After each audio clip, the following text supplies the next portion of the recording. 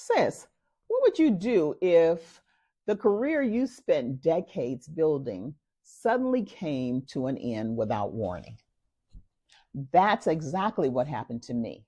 After 20 years in senior leadership, I walked into work expecting to start my business day as usual, only to walk out unemployed. That's it, just like that. No warning, no plan, just me and my thoughts. I had to make a choice whether to be upset, break down, or bet on myself.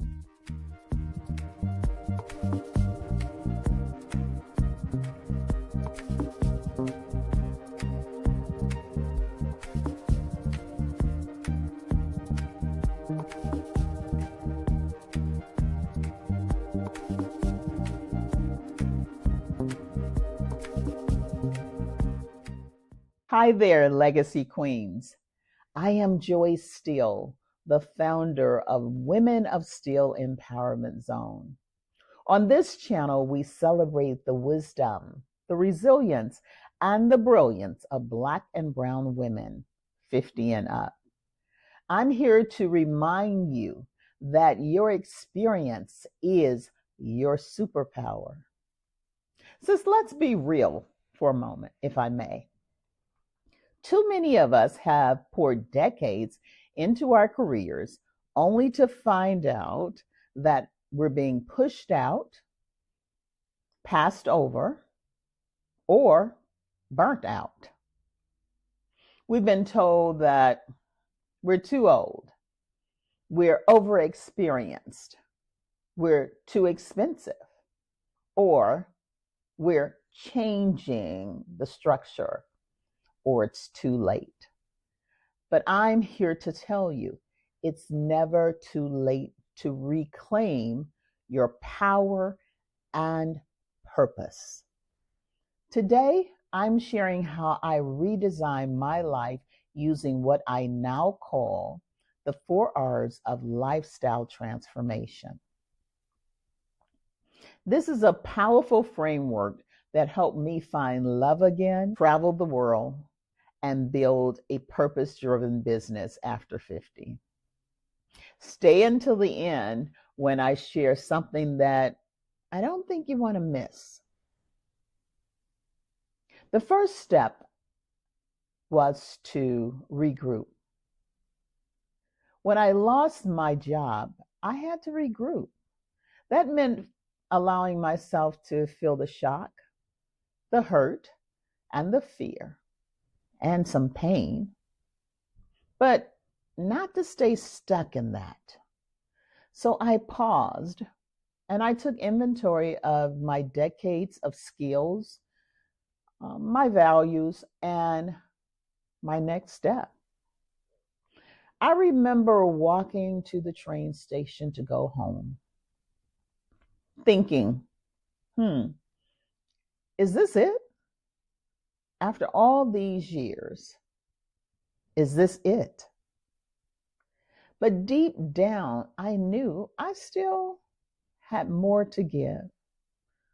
So I paused to connect with the peace and power within me, to collect my thoughts.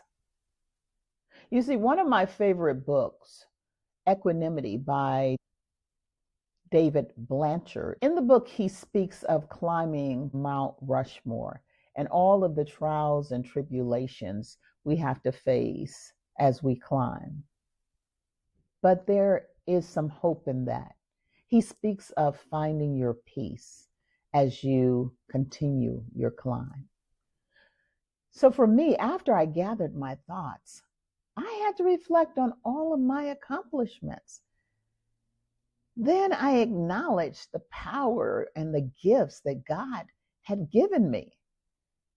I knew I had decades of experience and knowledge. The next step was to release. I had to let go to grow. I had to release the identity that I tied to my title. I had to release the fear and doubt and the need for external validation. I released all that extra stuff that weighs us down. I told myself that my job may be gone, but my purpose doesn't get laid off. I started decluttering my house, my life, my spirit, letting go of old things that no longer served me and that took up space in my life. I had to let go of material and non-material clutter. Growing up, I would often hear elders say, let go and let God.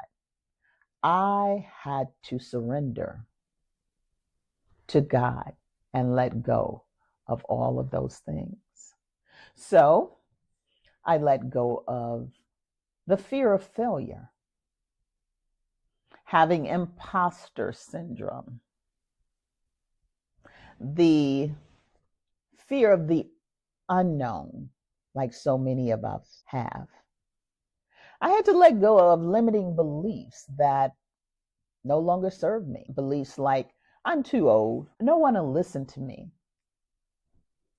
I had to let go of external validation. You see, what other people think of me is not my business. And above all, I had to let go of any resentment that I may house in me. Step 3 was to recharge. After I let go, I needed to recharge. I had to fuel my mind, my body, and spirit. I poured into myself. I started reading more books. I took courses. I fed my body better. I started exercising more. And most importantly, I leaned deeply into prayer and sisterhood. That was my saving grace. You see, my daughters called me out. They did it in a loving way. They said, Mom, you've always been everything to everybody. Now it's time that you do what you want to do. Well, that hit me hard, and I started investing in myself. I attended seminars and webinars with Tony Robbins. I treated myself to a Lisa Nichols event in LA. I started attending local networking events. I participated in Sister Friend Zooms, and I invested in a subscription to Growth Day with Brenda Burchard for my daily recharge and support. Then it was time for step number 4 to reimagine. Now I can design the next chapter of my life. This was exciting for me. This was a chance to dream big. So I got crystal clear on who I wanted to be and how I wanted to serve. I didn't just want to make money. I wanted to make meaning. I attended a vision board party with 8 to 10 inspirational friends.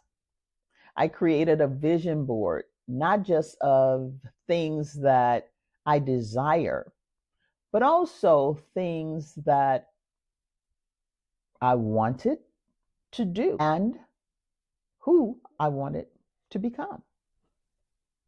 I was very intentional about creating the life I desired. The vision board still hangs on my wall in my bedroom closet so that I can see it every day. It's a reminder of my vision so that I don't lose sight. On my vision board, I included things like my favorite spiritual scriptures and affirmations. I included my vision to empower 1 million Black and brown women worldwide like myself. I had images of my financial goals, destinations I wanted to travel to. I even put rings. Yeah, that was my symbol for love and marriage. I had images of family and friends as we celebrated and enjoyed each other. The message that I wanted to give, that I was living life on my terms. Then came step 5. Finally, it was time to rebuild. It was time to create life as I wanted on my terms. I launched the Women of Steel Empowerment Zone. I started coaching programs and creating online courses and empowerment programs. And I started mentoring other women who were starting over. I built a life that lets me lead, love, and live freely. Today, I'm remarried to an amazing man. I travel the world. I'm experiencing prosperity and living with deep purpose and joy. Not because it was easy, but because I chose to start again on my terms. You see, growing up, my mother would often say, half of knowing what you want is knowing what you have to give up to get it. And I knew I would have to take action and give it all I had. So, Queens, which of the 5 R's are you navigating right now? Please let me know. Feel free to drop it in the comments below. I love to walk this journey with you, and I read all of the comments. Also, please visit my website at wosez.com for your free downloads. I love to give things away. Don't forget to like and subscribe and share this with 10 sister friends who you may benefit from this and ready to move on to the next chapter. You see, starting over after 50 is not a setback. It's a set up for something greater. We're not starting from scratch, sis. We're starting from wisdom. I hope my journey reminds you that the best chapter might be the one you write next. So if you want to turn your experience into income, watch my next video, How I Built My Online Business After 50. In it, I break down 5 empowering steps to help you rise.